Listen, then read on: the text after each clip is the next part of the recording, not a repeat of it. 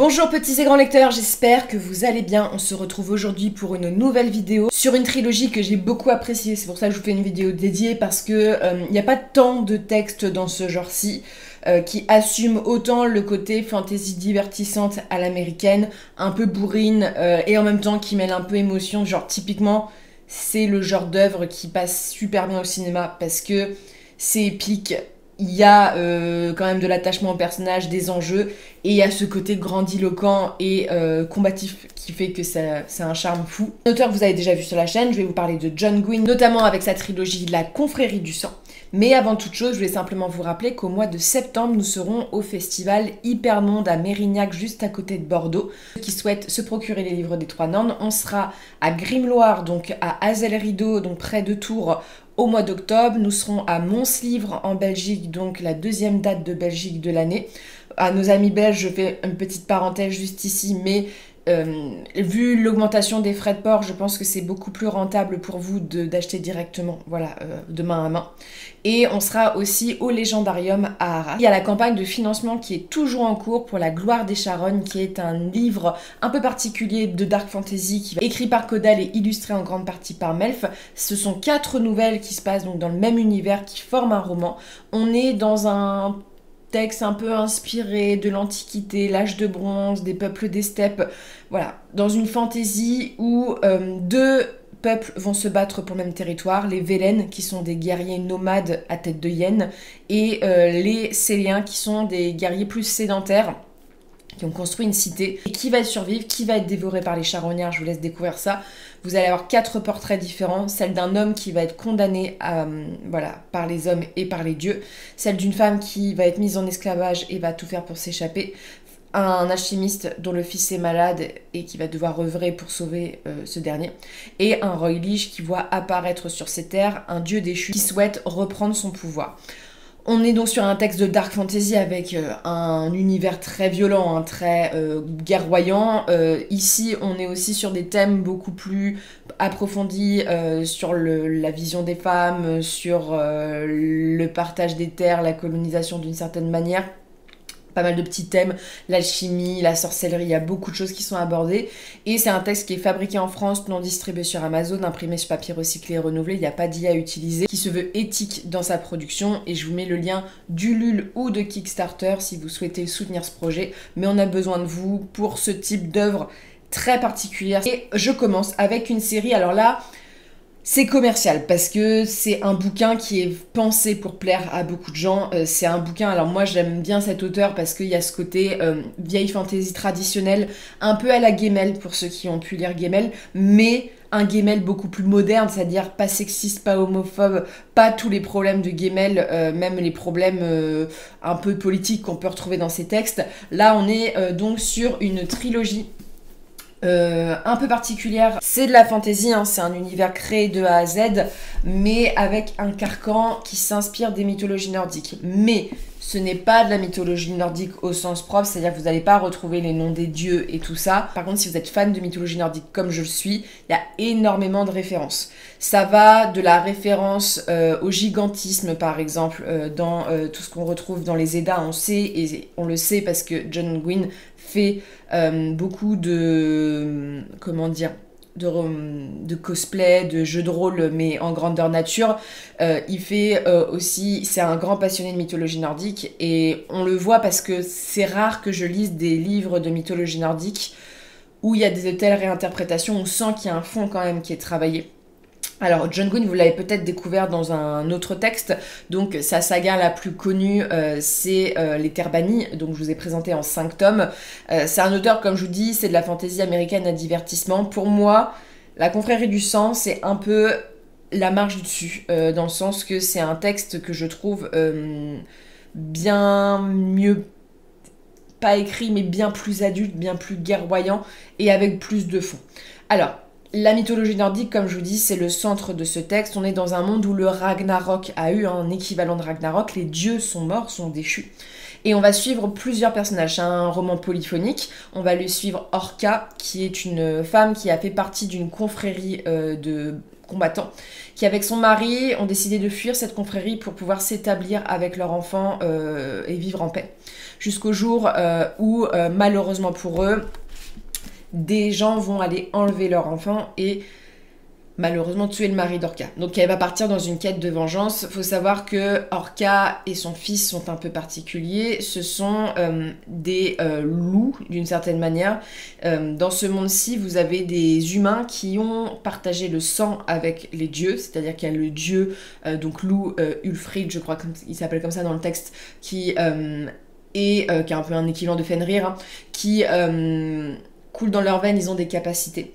Et malheureusement pour ces gens-là, ils sont vus comme des corrompus et dans beaucoup de royaumes, ils sont mis en esclavage, utilisés. C'est un univers qui est assez riche et je vous le présenterai. Donc il y a Orca dans cette quête de vengeance. On a Varg. Varg, c'est un jeune esclave qui va, par une sorte de lien, savoir que sa sœur a été tuée, sa sœur jumelle, il me semble, et qui lui aussi va partir dans une quête de vengeance après avoir tué son maître. Et lui, tout ce qui l'intéresse, c'est de trouver une sorcière Seigir, je crois qu'ils appellent ça comme ça. C'est une sorcière avec des dons particuliers qui a des capacités, notamment celle de retrouver grâce à des objets les dernières pensées ou les derniers moments de la personne qui a vécu. Donc lui, en fait, il veut savoir qui a tué sa sœur pour se venger. On va avoir, alors ça évolue en fonction des tomes. On va avoir Elvar, qui est la fille d'un jarl, qui, pour le coup, elle travaille pour une compagnie qui n'est un peu particulière. Cette compagnie-là, elle essaye de capturer et de tuer ce que je vous appelais les corrompus. Et elle va donc être un peu une guerrière importante de ce rôle-ci, qui va faire ses preuves, avec une relation avec son père assez toxique. On va suivre Björk, qui est lui aussi un combattant qui cache un terrible secret. On va suivre, je suis en train de faire toute la liste, Gufnar, qui est lui un lâche qui fait partie de la royauté dans ce texte-ci, parce qu'il faut savoir qu'il y a une grande puissance, il y a plusieurs grandes puissances en plus politiques qui se mettent en place. Donc ça, c'est un peu tous ces personnages qui vont se retrouver liés d'une certaine manière. Ce qui va être compliqué avec ce texte-ci, c'est que le tome 1 est une très grosse introduction, et la fin du tome 1 lance vraiment le récit. Bon, après je vous spoil sans vous spoiler, c'est sur la couverture, hein, mais les dieux vont être réveillés. Et donc on va passer d'une quête personnelle à une guerre des dieux où chaque personnage va un peu prendre parti sur qui va affronter qui, notamment avec Riflivka, qui est la dragonne dans ce texte-ci, qui est un peu la grande méchante qui veut tuer en partie tous les humains et qui est prête à tuer ses propres frères et sœurs qui se réveillent, mine de rien, qui ont été réveillés par les hommes.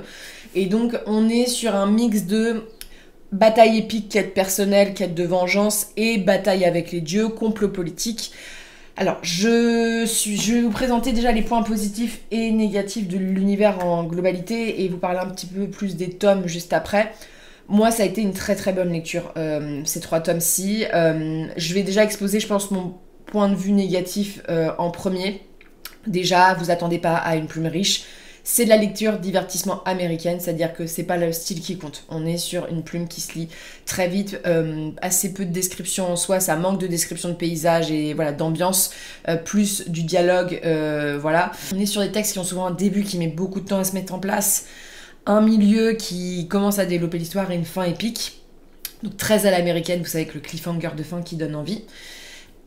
On est sur un texte aussi qui est assez frustrant dans le sens que... Alors, il va falloir mettre un contexte aussi sur l'écriture parce que c'est important.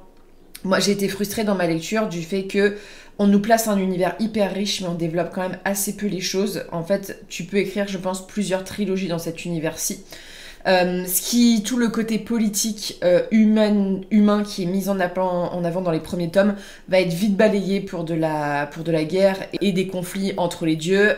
On est sur un début de tome 3 par exemple qui met énormément de temps à redémarrer alors qu'on devrait être sur un final épique et ce genre de choses. Voilà, ça c'est un peu mes points négatifs, c'est pas une série parfaite, par contre c'est une série que j'ai adorée, j'ai pris beaucoup de plaisir de lecture, mais frustrante par ses manques de développement. On va faire un point, alors, qui est nécessaire, parce que, comme j'essaye de pas toujours prendre ça en compte, mais là, on est sur des questions qui sont très touchy. Le contexte du livre, hein, quand on étudie un livre, on étudie avec le contexte ou non, hein, ça dépend comment ça a évolué hein, dans toute la théorie littéraire.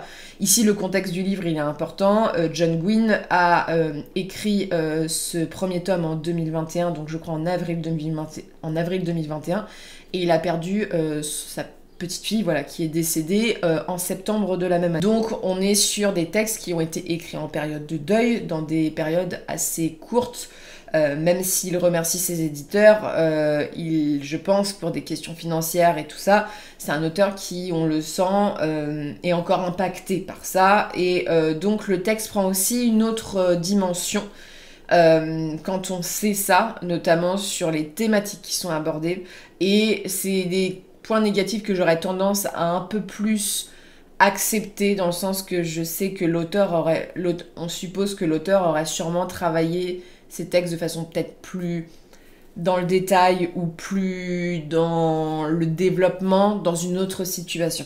Quand on en avait parlé aux Imaginales, parce que moi j'ai eu la chance de le rencontrer 2 fois, John Gwynne, il m'avait expliqué qu'il aimerait bien écrire une autre trilogie dans l'univers. C'est pour ça que je vous dis que l'univers est très large et c'est frustrant en fait d'être aussi vissé là-dessus, même si c'est le sort du monde qui en décide. Voilà, donc ça c'est important de vous le dire parce que le thème du rapport à l'enfant est un thème majeur dans ce texte-ci par plusieurs personnages. On a quand même 2 personnages majeurs dont les enfants vont être arrachés et qui vont se battre, 2 mères qui vont se battre pour les retrouver. On va avoir des relations avec les parents difficiles, des amours impossibles et beaucoup de tragédies et beaucoup de tristesse. C'est un texte qui parle beaucoup de la mort et de la tristesse, et la fin.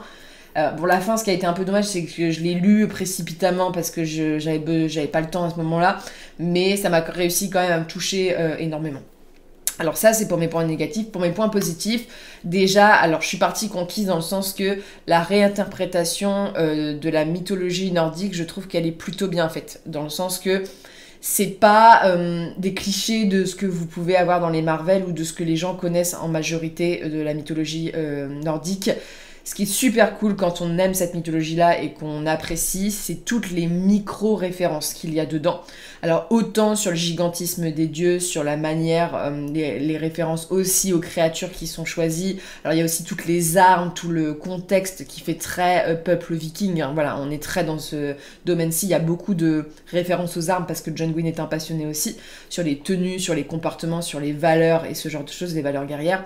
Là, ça va être des détails où on a des corbeaux, deux corbeaux qui sont liés à un dieu, référence à Odin. On a... moi, ce que j'aime...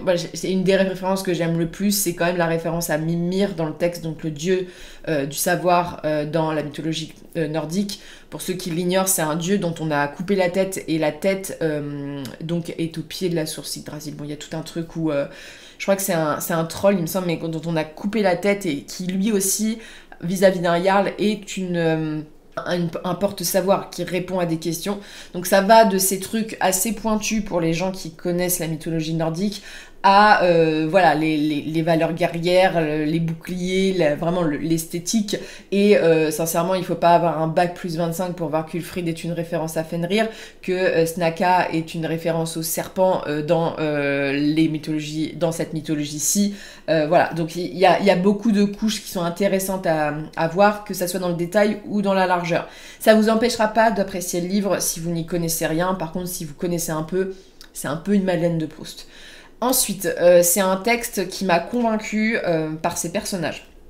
Alors, moi j'ai beaucoup apprécié que John Gwynne mette autant les femmes en avant, et pas n'importe quel portrait de femme. C'est-à-dire qu'on a des portraits de femmes, de mères qui sont mises en avant, et je pense que le contexte de l'écriture joue, mais j'ai trouvé ça assez touchant dans un récit aussi belliqueux, qu'on arrive quand même à apporter aux personnages une intensité et des émotions. C'est-à-dire qu'on est loin des types de Gemmel où les personnages sont assez creux.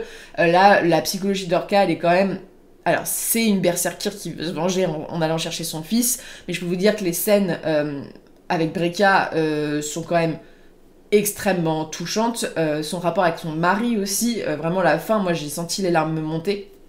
J'ai fait un petit mode... C'est bon.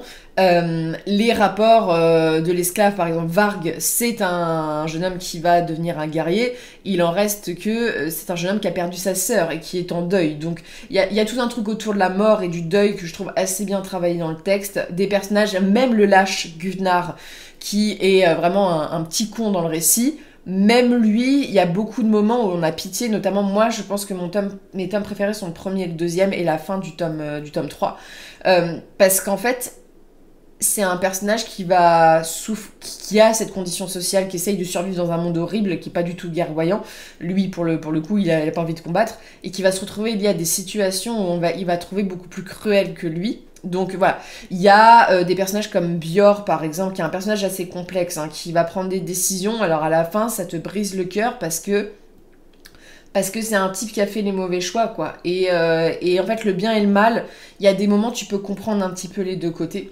Elvar aussi, qui est un personnage féminin, donc fille de Jarl, qui va avoir un rôle central. Ça m'a ému parce que c'est un perso qui va se retrouver à travailler pour une compagnie qui chasse les corrompus et qui va se retrouver lié à cette question-ci et à remettre en perspective toutes ses croyances. Donc vraiment, les personnages ont tous des chemins de vie, voilà, alors qui peuvent être un peu archétypaux, hein, voilà, la vengeance, souvent, la vengeance, la quête de pouvoir. Voilà, c'est des thèmes universels, mais qui fonctionnent bien. Et moi, ça m'a pris vraiment à plusieurs fois où j'ai senti les larmes monter, j'ai été préoccupée par le sort des personnages, ou quand il y a eu des morts, parce qu'il y a quand même beaucoup de morts, c'était un peu tragique. Alors, le seul truc, parce que je l'ai dit tout de suite, il y a le destin de 2 personnages, où on nous vend un truc un peu amour tragique qui je trouve était un peu trop survolé, mais voilà, ça m'a vraiment plu. La fin est très belle, la fin est très poétique, la fin est très maîtrisée. Donc voilà, au côté émotion, c'était super. Le côté guerroyant et belliqueux, les scènes de combat sont très épiques, hein, c'est-à-dire que là, il y a quand même une partie du 3e tome qui sont des batailles extraordinaires. Alors, qui peut être un peu décevantes parce que moi, je pensais qu'on aurait des batailles beaucoup plus titanesques, mais il faudrait être cohérent et sinon, ça ferait peut-être un peu trop brouillon. Mais entre les dieux, j'aurais imaginé des trucs beaucoup plus gigantesque, voilà. Mais la fin, en fait, ce tome 3 est un tome que j'ai trouvé assez dommage parce qu'il y a des longueurs et puis il y a des moments sur les combats et sur les décisions, c'est un peu précipité. Voilà, ça c'est dommage, j'aurais préféré quelque chose de plus épique, de plus de combats et un début de tome 3 qui soit un peu moins dans l'explicatif et voilà. Donc c'est des petits soucis, voilà, d'équilibre dans ce dernier tome, mais c'est une saga qu'il faut quand même découvrir à mon sens.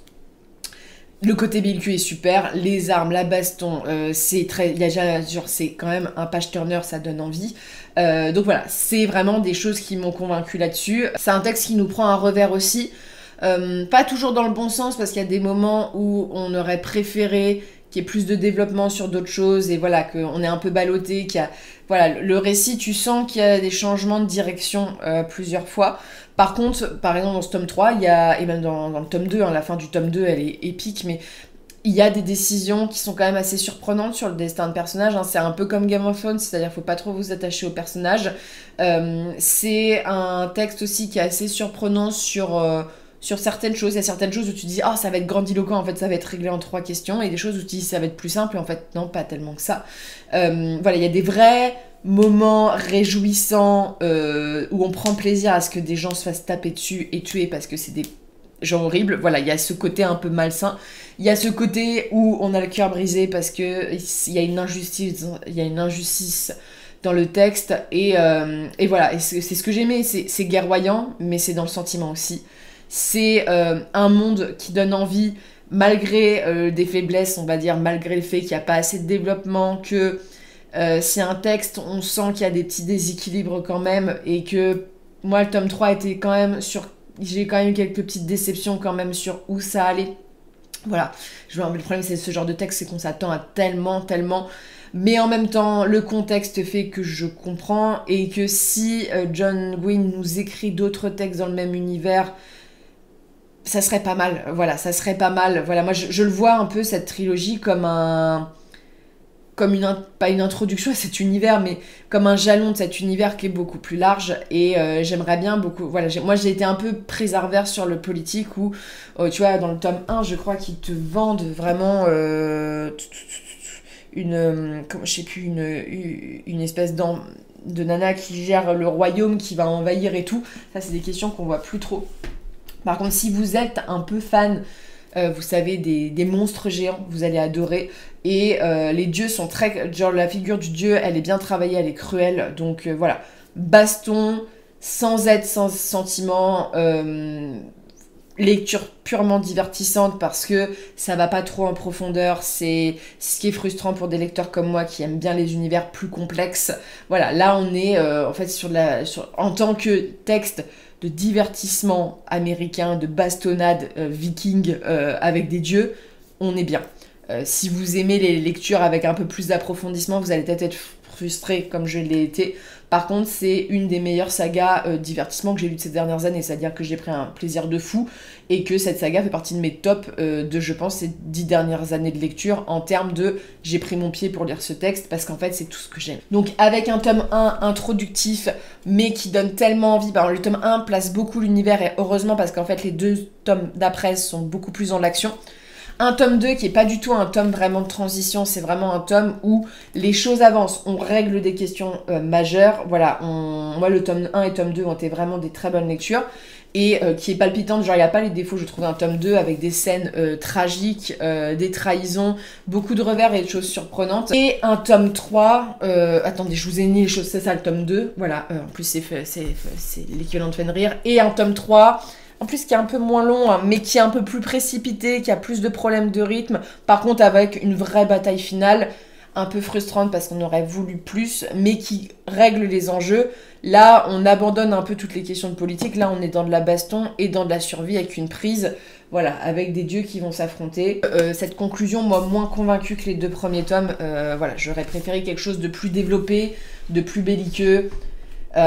Qu'on traite un peu plus les questions de certains personnages et surtout que voilà, quand on voit les couvertures et tout, les dieux combattent souvent sous leur forme humaine plus que sous leur forme on va dire de grands monstres. Donc voilà, il y a ce gigantisme mais qui est moins exploité. Donc voilà. Sur ce, n'hésitez pas à me dire ce que vous en avez pensé, si vous avez déjà lu cet auteur-ci, si ça vous fait envie, si au contraire vous n'avez pas aimé cette saga, faut pas hésiter et je vous souhaite une très bonne lecture et une très bonne journée.